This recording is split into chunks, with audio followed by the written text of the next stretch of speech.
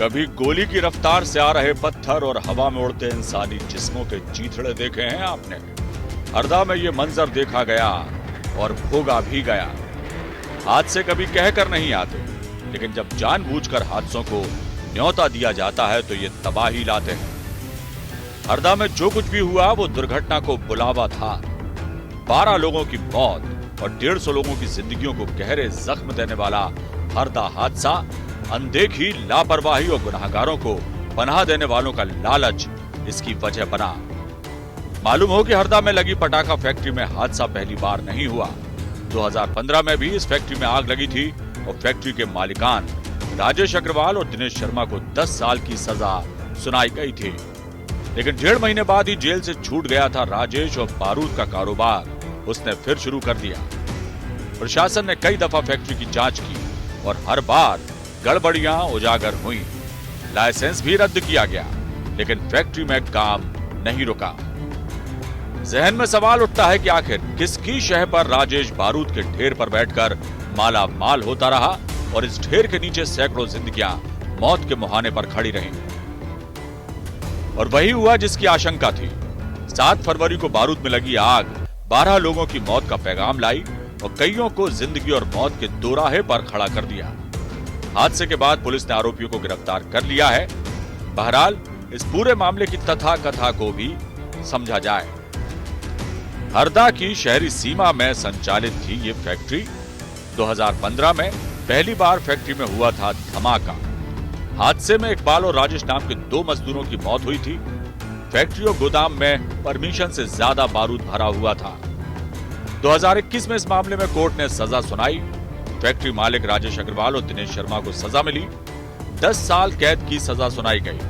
1.5 महीने बाद ही लेकिन जेल से छूट गया था राजेश।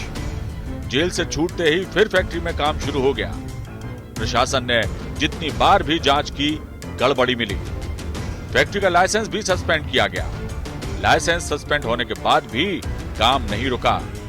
पटाखे के अवैध कारोबार को आंखें मूंद कर देखते रहे अफसर।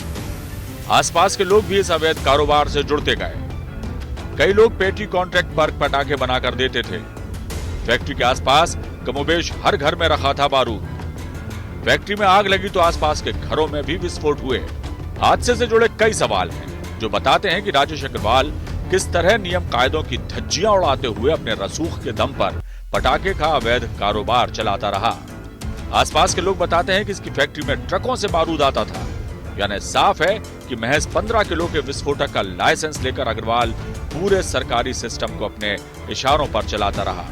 इस फैसले के बाद भी कई दफा कलेक्टर, एडीएम और एसडीएम ने इस फैक्ट्री की जांच की, तब भी यहां क्षमता से ज्यादा बारूद का स्टॉक मिला।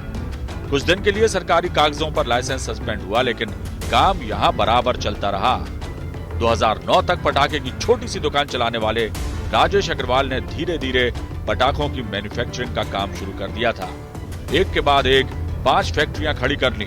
आपको बता दें कि 2022 में तत्कालीन कलेक्टर श्रुति अग्रवाल ने जांच में 11 गड़बड़ियां पाई थी, लेकिन उस वक्त दीपावली का हवाला देकर फैक्ट्री में काम चलता रहा। यदि उसी वक्त फैक्ट्री सील कर दी जाती तो हादसों की सूरत नहीं बनती। ये फैक्ट्रियां हरदा के आसपास के इलाकों में बनी थी। जिस फैक्ट्री में धमाका हुआ वो अजनाल नदी किनारे बैरागढ़ बस्ती में है। राजेश सोमेश की 5 फैक्ट्रियां हैं, किसी में भी सुरक्षा के पुख्ता इंतजाम नहीं है। राजेश अग्रवाल की पटाखा फैक्ट्री में ये आग चौथी बार लगी है। 2015 में फैक्ट्री में आग लगी तब 2 लोगों की मौत हुई। 2018 में लगी आग में 3 लोगों की जान गई, क्या हुआ किसी को पता नहीं। 2022 में लगी आग तो 3 लोगों की मौत हुई, इस केस की भी जानकारी नहीं। इस मामले ने सियासी हलकों में भी हलचल बढ़ा दी है। कांग्रेस ने इस पूरे मामले में सवाल खड़े किए हैं।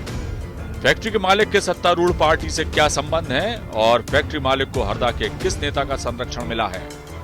ब्लैक लिस्टेड होने के बाद भी आबादी क्षेत्र में पटाखा फैक्ट्री कैसे संचालित होती रही। फैक्ट्री मालिक और संरक्षण देने वालों के खिलाफ सरकार एनएसए के तहत कार्रवाई करेगी। जब फैक्ट्री अवैध थी तो इतनी बड़ी मात्रा में विस्फोटक सामग्री कहां से आई। सवाल उठना लाजमी भी है, क्योंकि राजेश अग्रवाल की अवैध पटाखा फैक्ट्री में आग लगने की घटना चौथी बार हुई है और इस दफा हादसे की विभीषिका पिछले हादसों की तुलना में कई गुना ज्यादा भयावह थी।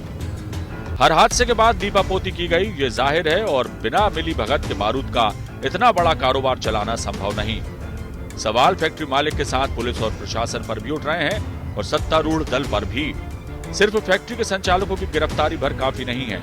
मामले की जड़ तक जाया जाए तो कई चौंकाने वाले खुलासे हो सकते हैं, इस बात से इनकार नहीं किया जा सकता।